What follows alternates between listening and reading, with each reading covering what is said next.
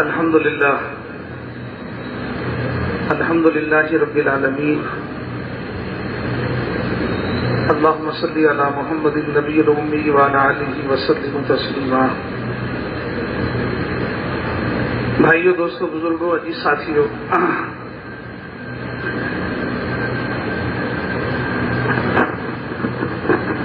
کارگزاری اس کام میں، اس محنت میں ایک ایسا عمل ہے جو تمام صحابہ، تمام انبیاء علیہ الصلوۃ والسلام کی زندگیوں سے ملتا ہے۔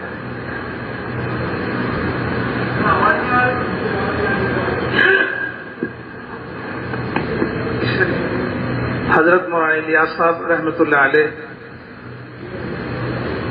ملفوظات میں یہ بات لکھی ہوئی ہے، وہ یہ فرمایا کرتے تھے اپنے ساتھیوں سے، میں اس کام کو کار نبوت یقین کرتا ہوں، اس محنت کو۔ اس لیے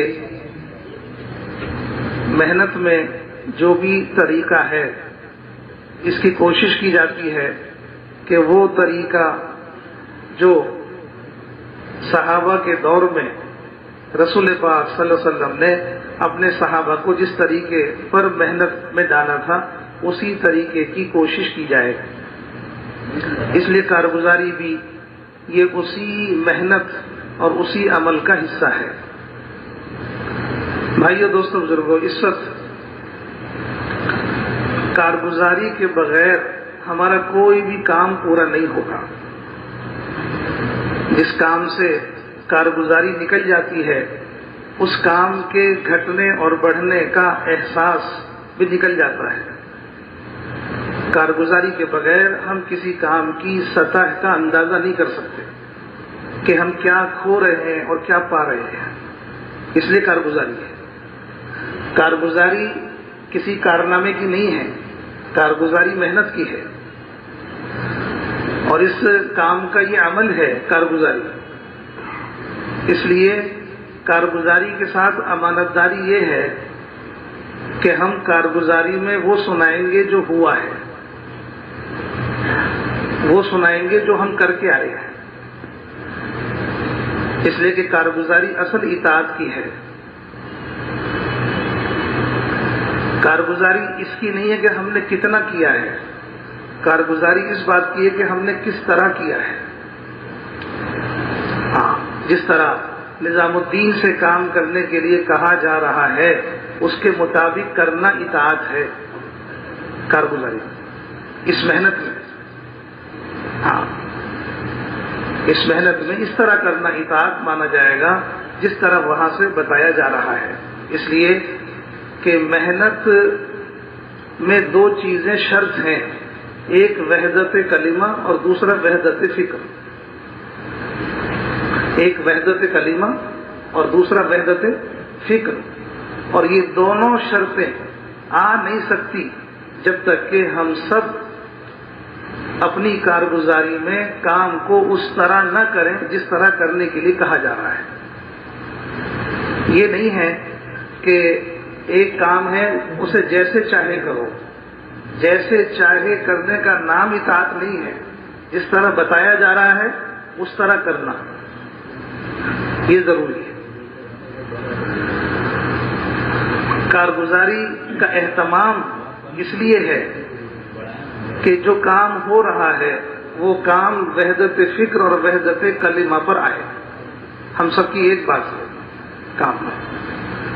اور کارگزاری کا اہتمام کام کرنے والے ساتھیوں میں جذبات کا بڑھانا بھی ہے۔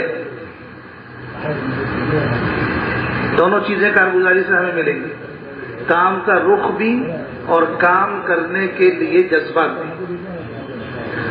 حضور پاک صلی اللہ علیہ وسلم کے یہاں اس بات کا بہت اہتمام تھا کہ وہ ایسی کارگزاریاں خود نہیں، سارے مدینے والوں کو بلا کر سنایا کرتے تھے۔ جنگل میں بکریاں چرانے والا جو چرواہا تھا، اس کی ایک بکری کو بھیڑیے نے پکڑ لیا۔ چرواہے نے ڈنڈا دکھا کر اپنی بکری بھیڑیے سے چھین لی۔ بھیڑیے نے کہا اللہ پاک نے مجھے رزق دیا تھا، تم نے چھین لیا۔ چرواہے نے بھیڑیے کی طرف حیرت سے دیکھا اور یوں کہا کہ تم جانور ہو کر، ایک بھیڑیے ہو کر انسان کی زبان میں بات کر رہے ہو؟ بھیڑیے نے کہا کہ حیرت کی بات یہ نہیں ہے کہ میں بھیڑیا ہو کر انسان کی زبان میں بات کر رہا ہوں، حیرت کی بات تو یہ ہے کہ آخری نبی ہجرت فرما کر مدینہ تشریف لے آئے اور اپنے صحابہ کو انبیاء علیہ والسلام کے واقعات سنا رہے ہیں، اور تم یہاں جنگل میں بکریاں چلا رہے ہو، یہ ہے زیادہ حیرت کی بات؟ وہاں تو یہ کام ہو رہا ہے۔ یہ سن کر چرواہا مدینے کی طرف چلا گیا، اس نے جا کے اپنی کارگزاری عرض کی۔ رسول پاک صلی اللہ علیہ وسلم نے فرمایا، اعلان کرنے والوں کو بھیجا، سارے مدینے والوں کو جمع کیا اور سب کو جمع کر کے اس چرواہے کی کارگزاری سنائی۔ جن دو بچوں نے ابو جہل کا قتل کیا تھا، ان دونوں بچوں کو اپنے پاس بلا کے اہتمام سے ان کی کارگزاری سنی، کیا ہوا، کس طرح ہوا۔ کارگزاری کے دونوں پہلو ہیں۔ کارگزاری کے ذریعے سے ہم کام کے رخ کو بھی ایک ترتیب پر لائیں گے، ایک فکر پر لائیں گے، اور اس کارگزاری کے ذریعے سے جذبات بھی بنائیں گے۔ بھائیو، دوستو، بزرگوں، دوسری چیز یہ ہے کہ کارگزاری سننے میں ہم اس وقت جو سنیں گے کارگزاری، سنانے والا کوئی بھی ہو، اپنی کارگزاری سمجھ کر سنو کہ یہ کارگزاری میری ہے، یہ کارگزاری میری ہے۔ بہت سے لوگ سنتے وقت یہ سوچتے ہیں کہ یہ تو فلاں علاقے والوں کی ہے، یہ فلاں مسجد والوں کی ہے، یہ فلاں ضلع والوں کی ہے، میری نہیں ہے۔ اللہ کا شکر ہے، ہماری مسجد میں تو کام بہت اچھا ہے، ہمارے ضلع میں تو کام بہت اچھا ہے۔ یہ تو ان کا ضلع کمزور ہے، یہ تو ان کا یہاں کی کمزوری ہے، نہیں، پھر یہ امت پناہ نہیں ہے۔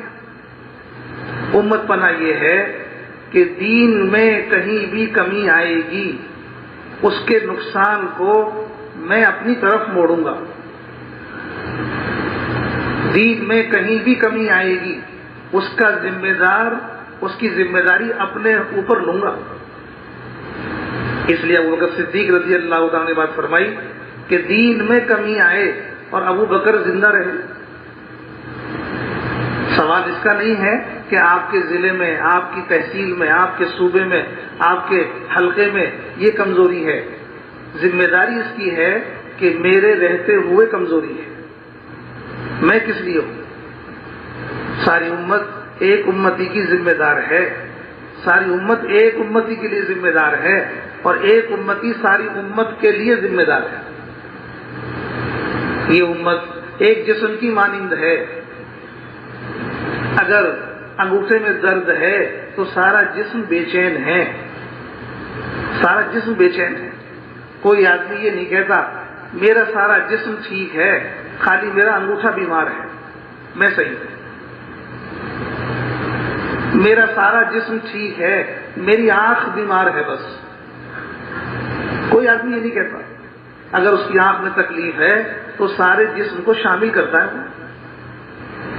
بھائی دوست بزرگوں، اس امت کی حیثیت یہی ہے کہ یہ ساری امت بحیثیت ایک جسم کے ہے۔ اگر کہیں بھی کمزوری ہے، کسی ضلع میں، کسی حلقے میں، کسی مسجد میں، اس کا ذمہ دار میں ہوں۔ مولانا انعام الحسن صاحب رحمۃ اللہ علیہ کے زمانے میں ایک علاقے کے ساتھی آئے، آ کر کے انہوں نے اپنی کارگزاری سنائی، اختلاف کہ ہمارے یہاں اختلاف ہے، اپنے حالات سنائے۔ مولانا محمد بن سلیمان جہانگیر رحمۃ اللہ علیہ نے یہ بات سنائی مجمع کے اندر کہ آج پوری رات نکل گئی حضرت جی کو روتے ہوئے، رحمۃ اللہ علیہ، آج پوری رات نکل گئی روتے ہوئے، اور رونے میں بس یہی کہے جا رہے تھے، اے اللہ، یہ سارا اختلاف اور یہ سارا انتشار میری وجہ سے ہے، میں ہوں اس کا ذمہ دار۔ ہاں، اس لیے یہاں کارگزاری میں بیٹھ کر جو آدمی اس کارگزاری کو اپنی سمجھ کے سنے گا، اپنے اوپر اس کی ذمہ داری لے گا، اس نقصان کو اپنا نقصان سمجھے گا، ایسے لوگوں کے دلوں میں دین کے مٹنے کا درد بھی پیدا ہوگا اور ایسے لوگوں کے دلوں میں امت کا غم بھی پیدا ہوگا. اس فکر سے سنی جائے کارگزاری.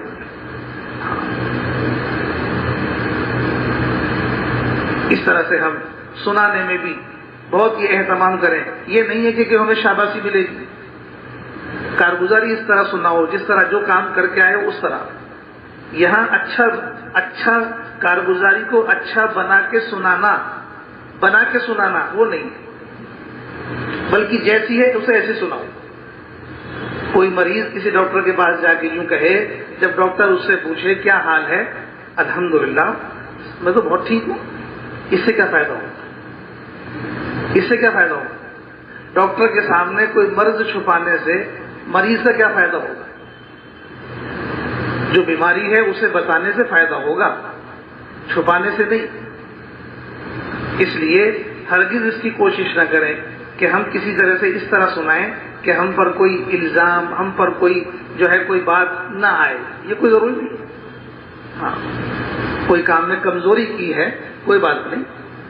اگر یہاں سے کوئی بات کہی جائے گی تو اس کہنے کا ہمارے اوپر اثر ہوگا، فکر ہوگا. جو آدمی اپنے کسی کام کی کمی پر نادم نہیں ہوتے، جو لوگ اپنے کام کی کسی کمی پر نادم نہیں ہوتے، ان کے لیے عمل کی توفیق کا دروازہ نہیں کھلتا. جو لوگ اپنے کام کی کسی کمی پر نادم ہو جاتے ہیں، اللہ کی طرف سے ان کے لیے عمل کی توفیق کا دروازہ کھل جاتا ہے. ایک تو کمی بھی کریں اوپر سے نادم بھی نہ ہو، ایک تو کمی بھی کریں اوپر سے نادم بھی نہ ہو.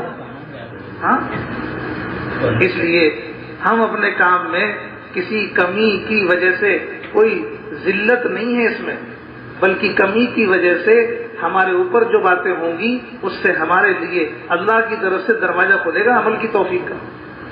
ہاں، اللہ تعالیٰ اس نقصان سے بچا دیں گے. اسی لیے ہمارے یہاں استغفار ہے کہ نیک کام کر کے بھی خیر کے کام میں جتنا مشغول تھے اس کے بعد بھی استغفار کریں. اللہ جیسا کرنا چاہیے تھا ایسا نہیں کر سکے، تاکہ اللہ کی طرف سے اس عمل میں جو کوتاہی ہے وہ ہمارے لیے دور ہو جائے گی. بھائیو دوستو، جو وہ اس طرح یہ کارگزاری کا عمل ایک بہت اونچا اور بہت بڑا عمل ہے. انشاءاللہ اس کارگزاری کے ذریعے سے اس کا رخ صحیح ہو گیا تو پورے صوبے کے اندر پورے کام میں ایک بات ہوگی، ایک فکر ہوگی. ایک بات، ایک فکر. ہاں، ہمارے یہاں کوئی نیا کام نہیں ہوتا. ہمارے یہاں کوئی نیا کام نہیں ہوتا. پہلے کوئی بات نہیں تھی، آج کوئی بات بتا رہے ہیں تو یہ پچھلی بات کے خلاف نہیں ہے. پچھلی بات کے خلاف نہیں ہے. ہمارے یہاں جو بات ہو رہی ہے وہ سبق پچھلا تھا، یہ سبق اگلا ہے، نیا نہیں ہے. نیا نہیں ہے بلکہ اگلا سبق ہے. اگلا سبق ہے. پچھلا وہ تھا، اگلا یہ ہے. ہم نے تو پہلے یہ سنا تھا کہ نئی بات کہاں سے آ گئی؟ نئی بات کوئی نہیں آئی ہے. آپ کو نظام الدین گئے بہت دن ہو گئے، کام میں کوئی نئی بات نہیں ہے. آپ کو نظام الدین گئے بہت دن ہو گئے. ایک صاحب 3 دن کی چھٹی لے کے گئے تھے نظام الدین سے، مولانا صاحب رحمۃ اللہ علیہ کے زمانے میں. 3 دن لگا کے آئے تو مشورے میں بیٹھے تو کوئی بات چل رہی تھی تو فوراً بول پڑے. حضرت نے کہا کہ کام 3 دن آگے چلا گیا ہے. کام 3 دن آگے چلا گیا ہے. تم 3 دن پیچھے ہو گئے ہو. یہاں کے ماحول میں پہلے سنو جو کام ہو رہا ہے، اس کے بعد رائے دینا. پہلے یہاں کے ماحول میں رہو. ہاں، اس وقت فرمائیے بات. ہاں، ہم بہت ساری باتیں اپنی کم علمی کی وجہ سے، نہ جاننے کی وجہ سے اور نظام الدین کی غیر حاضری کی وجہ سے کہتے ہیں لوگوں میں کہ ہمارے سامنے تو یہ بات آئی نہیں تھی، آپ کے سامنے اس لیے نہیں آئی تھی کہ آپ گئے نہیں ہو. وہاں رہو جا کے ماحول میں. جو وہاں رہیں گے، حضرت فرماتے تھے مولانا یوسف صاحب رحمۃ اللہ علیہ، ہمارے پاس آتے رہو گے تو وہ کہو گے جو ہم کہہ رہے ہیں. ہمارے پاس نہیں آؤ گے تو علاقوں میں جا کے اپنی چلاؤ گے. جو ہم نہیں کہہ رہے اس کے خلاف چلاؤ گے، اپنی اپنی باتیں چلاؤ گے. اس لیے اب آپ کو سب کو اٹھ کر کے نظام الدین آنا تھا لیکن کوئی بات نہیں، نظام الدین کی جماعت یہاں آ گئی، سمجھے؟ ایسے لوگ بھی ہوتے ہیں جماعت میں جو صوبوں میں اور ضلعوں میں ہوتے ہیں، وہ بھی آتے ہیں جماعت میں، اور ایسے لوگ بھی ہوتے ہیں جو نظام الدین ہی میں رہتے ہیں۔ ان کے ذریعے سے ہمارے سامنے وہ بات پہنچے گی جو بات نظام الدین میں اس وقت کہی جا رہی ہے، جو اس وقت کہی جا رہی ہے اس کے مطابق کرنا ہے۔ جو پہلے کہی گئی تھی وہ بھی غلط نہیں تھی، جو اس وقت کہی گئی تھی اس کے مطابق کرنا، جو آج کہی جا رہی ہے اس کے مطابق کرنا۔ اس طرح سے ہمارے یہاں سبق ہوتا ہے اگلا اور پچھلا، پچھلا یہ تھا، اگلا یہ ہے۔ جیسے جیسے پڑھتے جائیں گے قربانیوں میں ہمیں آگے کی بات بتائی جاتی رہے گی، آگے بھی بہت ساری باتیں آئیں گی۔ جیسے جیسے قربانی میں بڑھتے رہیں گے کام میں تو اگلی باتیں بھی ہم سے کہی جائیں گی جو آج نہیں ہے سامنے، جو آج سامنے نہیں ہے، پھر آگے کہی جائیں گی۔ یہی کارگزاری کا فائدہ ہے، اس لیے اسے معمولی مت مت سمجھو۔ ہر آدمی کارگزاری میں اپنے آپ کو محتاج سمجھ کے اور سیکھنے کی نیت سے اور سمجھنے کی نیت سے بیٹھے۔ یہ نہیں ہے کہ ہم تو اس کے مطابق کر رہے ہیں، ہم تو بہت صحیح کر رہے ہیں نظام الدین کے مطابق، ایسے ہی اللہ کا شکر ہے۔ نہیں، وہ بھی اپنے اس کرنے پر اترائیں گے نہیں۔ مفتی اعظم غازی صاحب رحمۃ اللہ علیہ کا واقعہ جو سناتے ہیں بار بار، مولانا یوسف صاحب رحمۃ اللہ نے بھیجا مفتی صاحب کو کہ مفتی صاحب جائیے یہ جماعت لے کر اس طرح کام کرنا ہے۔